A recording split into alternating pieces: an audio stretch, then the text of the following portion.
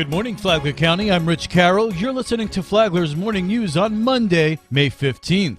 Eric, if you ever talk to me again the way you did last week, I don't know what the repercussions will be, but no one in my lifetime has ever treated me the way you did. That's Flagler Beach City Commissioner Jane Mealy warning Commission Chairman Eric Cooley that she'll lodge some kind of formal complaint against him if he talks to her the way he did at the last meeting. She accused Cooley of being in a rush to end the meeting. You kept telling me that everything I said was unimportant. It had nothing to do with it. And so obviously you think that whatever you have to say is more important than the rest of us. Cooley vehemently defended himself. Number one, I don't respond to your threats. I'm not even going to hear it or entertain it. And I think it's completely unprofessional, out of line for you to even do that, and meaningless. Second of all, I guess I didn't get my message. No, don't interrupt me. I listen to you, so don't do it, as painful as it was. Secondly, I am thoroughly and completely uninterested in your armchair quarterbacking of the job I'm doing. You're complaining about it after the fact. That's not how adults behave, so I'm not even interested in it. Their disagreement began during a discussion about the city manager's search. Mayor Susie Johnston says this kind of behavior hinders progress. I have been an executive recruiter. That's what I was in my previous job. Let's also remember we have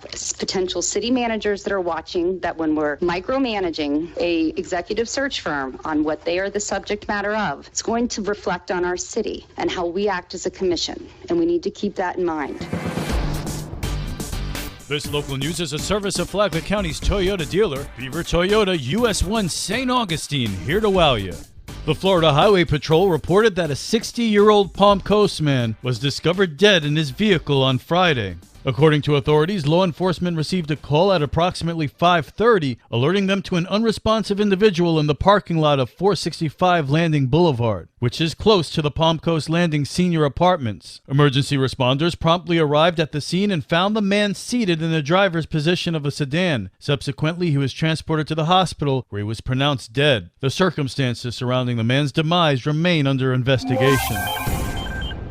Florida lawmakers pass a nearly $120 billion budget as the 2023 legislative session comes to a close. Speaker of the House and 19th District Representative Paul Renner says overall the session was very productive. Really just focused on, what can we do to make people's lives better. So we had a bunch of things for hurricane restoration, for affordability, affordable housing bill that the Senate President championed. I had a lot of education bills, universal choice, things to help improve reading and math scores for our kids that are behind, and devoted another $250 million to teacher salary increases. The Republican lawmaker says the bills passed were mostly bipartisan. 80% of our bills have a majority of the Democrats voting with us on things. 90% have at least one Democrat. Renner says the new budget puts more money in state reserves than they've ever had, while also cutting taxes. For Flagler's Morning News, I'm Rich Petchke.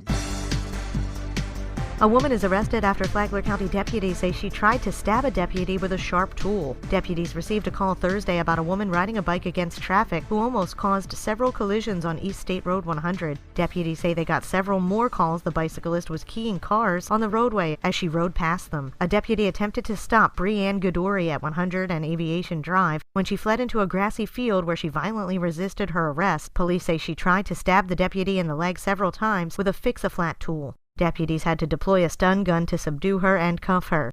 No one was hurt in the incident. Godory faces charges of aggravated battery on a law enforcement officer, fleeing and eluding, resisting an officer with violence, and criminal mischief. From the WNZF Newsroom, I'm Amy Cherry. Sheriff Rick Staley hosted the Florida Sheriff's Association Sheriff's Summit at the Flagler County Sheriff's Office Operations Headquarters recently in Bunnell. The summit is an opportunity for Florida sheriffs to plan and discuss crime trends, strategies, and concerns in order to make the Sunshine State a safer place for all. Also was an update from the Florida Sheriff's Association on our legislative agenda and their operation. Sheriff Staley adds, founded in 1893, the Florida Sheriff's Association is one of the largest and most successful state law enforcement associations in the nation, unifying Florida sheriffs in purpose and voice for the protection of Florida citizens and visitors. For Flagler's Morning News, I'm Karen Johnson. What is the Lori Fund? Frank Petruno will tell you that it's a fund that he and his friend Tony Tremblay started when Frank's wife Lori died 4 years ago. I used to tell people if you met Lori for the first time, she would make you smile. And if you got to know Lori, she'd make your heart smile. If people were not quite getting along, she'd say, this isn't middle school. So we're all going to get along and we're going to have fun. And that's that. That second voice was Tony Tremblay.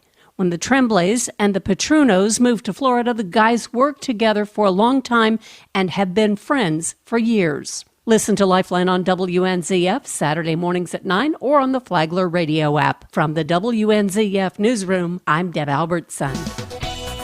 And now you're up to date on Flagler's Morning News. I'm Rich Carroll. And now, Mike Licio with your WNZF local sports update. After 3 weeks of spring practice, it's finally game week for the Matanzas Pirates football team. They host the East Panthers Thursday night at the Ship. Coach Matt Forrest reflects on last week's intra-squad scrimmage. A lot of guys that you expect to go out and play well, played well. Cole Hash, Daquan Evans, Amon Louis Charles, Marion Gaines, all the guys that you would expect to go out and play well did, but we had a lot of good surprises as well. I thought Mason Obama played well. I thought Darian Wright played well. Our offensive line looked a lot better than last year. Defensive line competed. That was really the thing we were looking for the most. Coach Forrest on what a successful spring game looks like.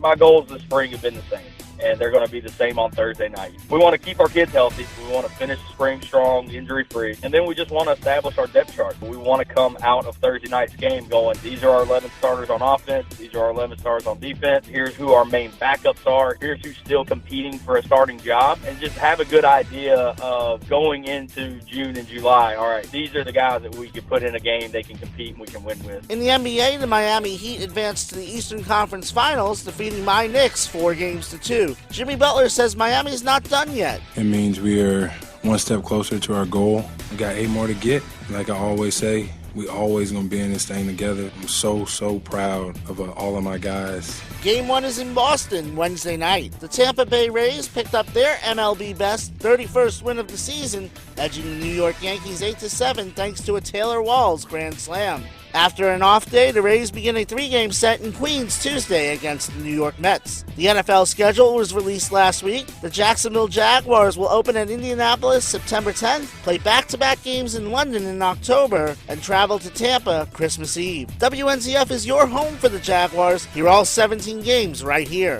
FPC cheerleader Mackenzie Gennaro announced she will cheer at Coastal Carolina. Out of 96 athletes who tried out, she was one of just 15 to earn a spot on the team. We are your home for local sports, with updates Mondays and Fridays. From the WNZF Sports Desk, I'm Mike Licio.